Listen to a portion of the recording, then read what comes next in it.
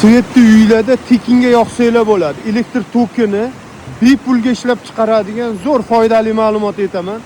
Mahallalarda yoki uylarning oldida xuddi shunaqa suv o'tgan bo'lsa, foydali ma'lumot ko'rib turinglar. Bitta charxpalak generatori bilan qo'yiladi.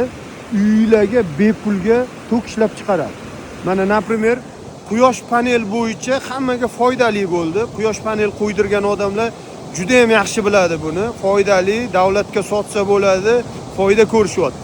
Hozir videosini qo'yib qo'yaman. Xuddi shunaqa generatorni ham bepulga tok ishlayotganini juda ham ko'p ko'rganmiz-da. Mana xuddi shu yerda ham uylar bor. O'sha uylardan 4 ta 5 ta odam yig'ilib, bitta o'sha generatordan qo'yib, charxpalak bilan o'rnatsa, uylariga shundoq tekinga svet bo'ladi-da. Nima deysizlar? Kommentariyada yozinglar.